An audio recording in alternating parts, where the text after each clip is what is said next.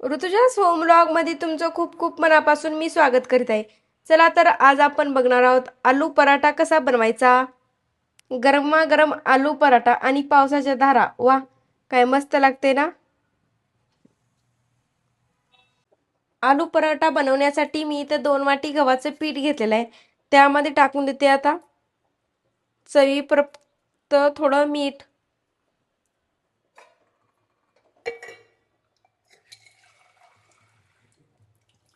आणि मिक्स करून घेते. नंतर यामध्ये थोडं थोडं पाणी घालून कणिक मळून घ्यायचं. कणिक हे जास्त पण घट्ट मळायचं नाही आणि जास्त पण मऊ मळायचं नाही, मध्यम मळून घ्यायचं. चॅनलवर जर नवीन असाल तर चॅनलला नक्की सबस्क्राईब करायला विसरू नका. बेल आयकॉन पण क्लिक करायला विसरू नका. आणि हा व्हिडिओ कोण्या शहरातून पाहतात ते कमेंट बॉक्समध्ये नक्की सांगा. इथं कणिक मळून तयार झालेला आहे. आता याला 10 मिनिटासाठी, कमीत कमी 10 मिनिटं तर याला मुरण्यासाठी साईडला ठेवून द्यायचं. साईडला ठेवून देते आता.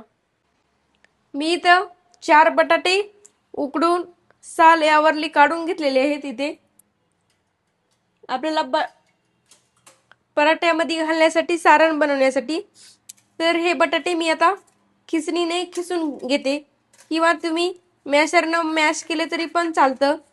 पण खिसून घेतलेले याच्या गाठी पण राहत नाहीत आणि सारण पण छान होतं खिसून घेतल्यास. तर इथे मी सर्व बटाटा आता खिसून घेते अशा पद्धतीने. हे तर बटाटा खिसून घेतलेला आहे, पाहू शकता तुम्ही. आता आपण याचं सारण बनवून घेऊ. नंतर त्यामध्ये टाकून देते थोडी मोहरी. मोहरी चांगली तडतडू द्यायची.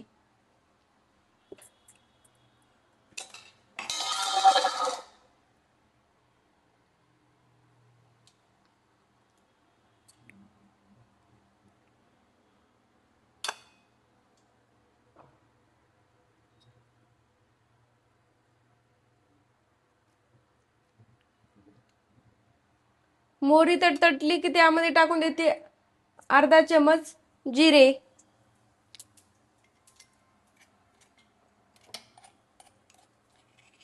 नंतर टाकून द्यायच्या 2 मिरच्या मी इथं ठेचून घेतलेल्या आहेत आणि यामध्ये लसण आणि अद्रक पण टाकलेली आहे.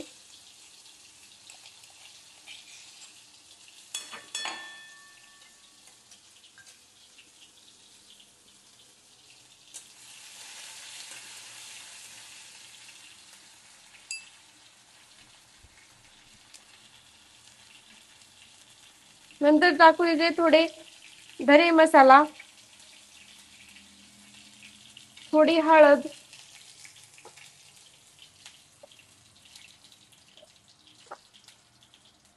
थोडं लाल तिखट टाकून देते.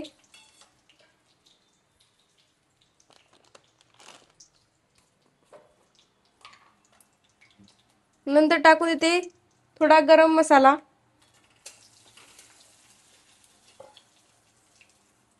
बारीक अशी चिरून घेतलेली कोथिंबीर. नंतर टाकून देते किसून घेतलेला बटाटा आणि मिक्स करून घेते. त्यासाठी मी गॅस लावून घेते आणि गॅसवर ठेवून देते कढई. अगोदर आपण सारण बनवून घेणार आहोत ना, त्यासाठी कढई गरम होऊ द्यायची.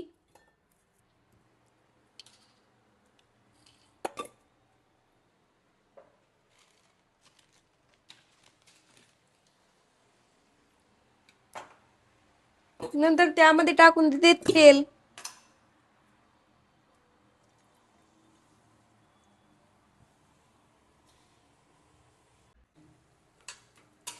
सर्व मिक्स करून घ्यायचं आता.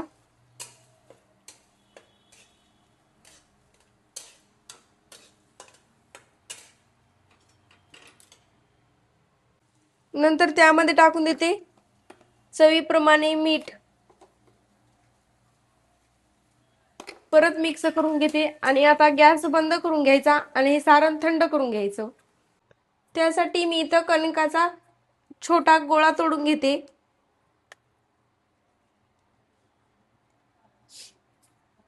हे पाहू शकता इथे. याला थोडं सुक्क पीठ लावून घेते. आपण जशी पोळी करतो तसं याला असं वाटी करून घ्यायची आणि मधली साईड ही जाड ठेवून द्यायची. हे पाहू शकता, असं करून घ्यायचं.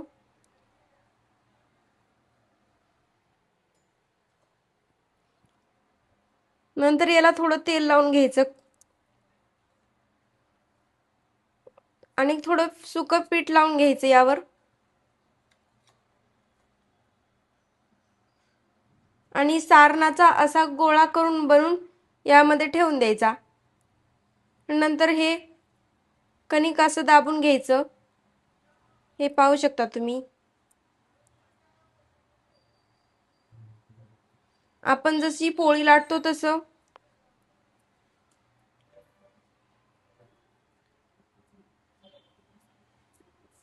हे पाहू शकता. शिल्लक राहिलेलं कणिक असं काढून घ्यायचं.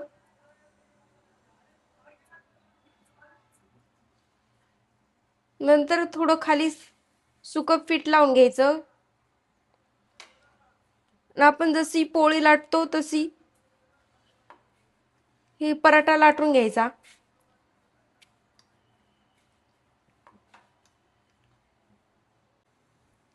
इथे अशा पराठा लाटून तयार झालेला आहे गोल. आता यावर थोडं तेल लावून घेते.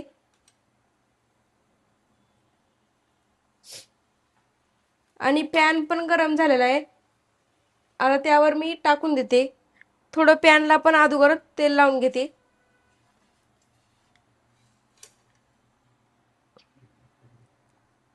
आता हा पराठा टाकून देते त्यावर.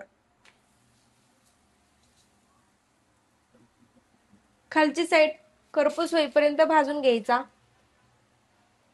इथे आता पराठा पलटून घेते मी इथे. परत थोडं तेल लावून घेते.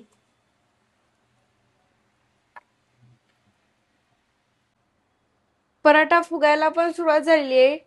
हे पाहू शकता तुम्ही.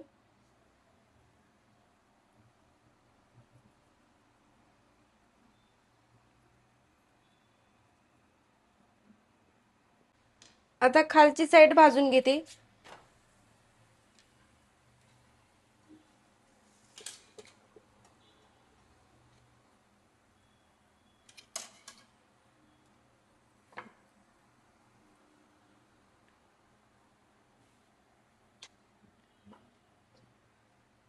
इथे पराठा भाजून तयार आहे.